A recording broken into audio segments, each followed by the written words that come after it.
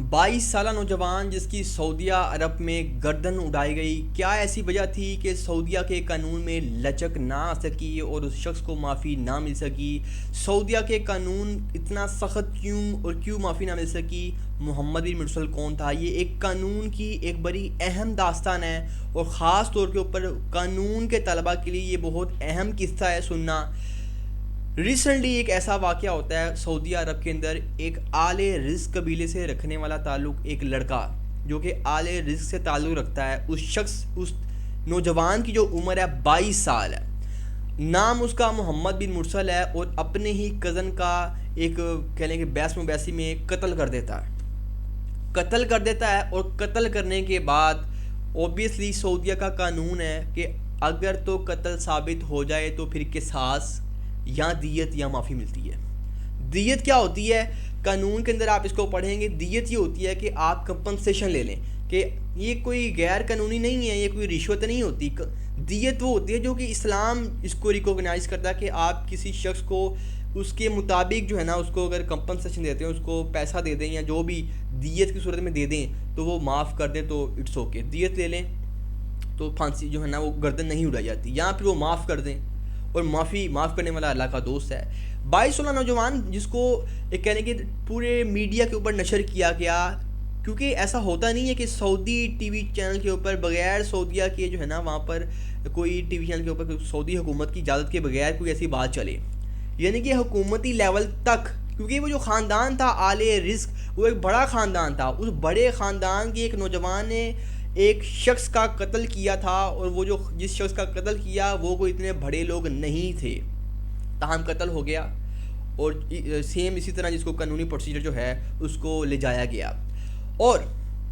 قتل سے گردن اڑانے سے پہلے، قانون کی عمل درآمد کروانے سے پہلے ایک وہاں پہ جو ہے نا ایک پروسیجر ہوتا ہے جس کو کہہ لیں کہ وہاں پر معافی مانگی جاتی ہے، یا ان سے پوچھا جاتا ہے کہ آپ دیت لینے کے لیے تیار ہیں، یا پوچھا جاتا ہے کہ آپ معاف کرنے کے لیے تیار ہیں۔ تو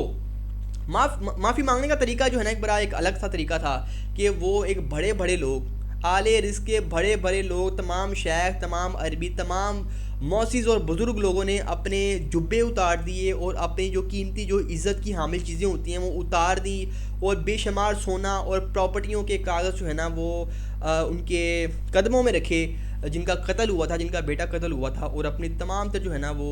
کہہ لیں کہ وہ اپنے سروں کے اوپر انہوں نے مٹی ڈالنا شروع کر دی، بٹ وہ یہی کہتے رہے کہ خون کا بدلہ خون ہے، اور قرآن کے اندر تو بات سیدھی سی ہے، خون کا بدلہ خون ہے، جان کا بدلہ جان، ناک کا بدلہ ناک، اور کان کا بدلہ کان، یا تو دیت لے لو یا معاف کر دو۔ لیکن چونکہ سعودیہ کا قانون بڑا اسٹرکٹ ہے، پاکستان جیسا قانون نہیں ہے کہ ایک قتل ہو گیا وہ تھریٹ کرتے ہیں جی دوسرا بھی قتل ہو جائے گا، اور پولیس اس میں ملوث ہوتی ہے۔ یہ قانون سعودیہ قانون ہے، یہ سعودی بینتھم کی یہ تھیری ہے کہ قانون کا اور اخلاقیات کا آپس میں کوئی تعلق نہیں ہے، کہ اگر کوئی بڑا جرم کرے گا تو اس کو بھی سزا دی جائے گی، ایسا نہیں ہے کہ کوئی معذب بندہ ہے تو اس میں قتل کر دیا تو سزا نہیں ملے گی، سزا ملے گی۔ یہی theory H L A heart کی ہے۔ تو یہ نظر آیا کہ ایک عظیم خاندان کا ایک شخص جس کے چھوٹے سے بیٹے نے ریکویسٹ کی کہ میرے باپ کو معاف کر دو، لیکن انہوں نے کہا جان کا بدلہ جان ہے، خون کا بدلہ خون ہے، تاہم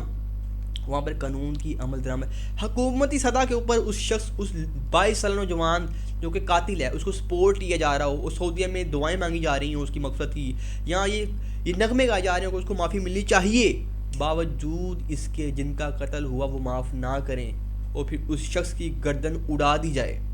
میں سمجھتا ہوں کہ یہی ریاستیں کامیاب ہوتی ہیں۔ اگر عرب آج ان کے پاس بہت دولت ہے، یا اگر وہ آج کامیاب ہو چکے ہیں، تو اس کی بڑی وجہ وہاں کا قانون ہے۔ تو جہاں کے قانون سٹرک ہوتے ہیں، جہاں قانون کی امپلیمنٹیشن ہوتی ہے، جہاں آئین ہوتا ہے، میں سمجھتا ہوں وہ ملک ترقیاں کرتی ہیں۔ صرف قانون ہو جانا یا قانون کا بن جانا کوئی بہت بڑی بات نہیں ہوتی، قانون کا امپلیمنٹ ہونا ایک بڑی بات ہوتی ہے۔ تو یہ جو واقعہ تھا کہ محمد بن مرسل کو پھانسی کا گلا کاٹا گیا، اس کا کیونکہ اس نے قتل کیا تھا، خون کا بدلہ خون ہوا۔ تو ایٹ دی اینڈ کہ وہی جو لا کی تھیری ہے کہ اخلاقیات کا اور قانون کا آپس میں کوئی تعلق نہیں ہے، اور واقعی اخلاقیات کا اور قانون کا آپس میں کوئی تعلق نہیں ہے۔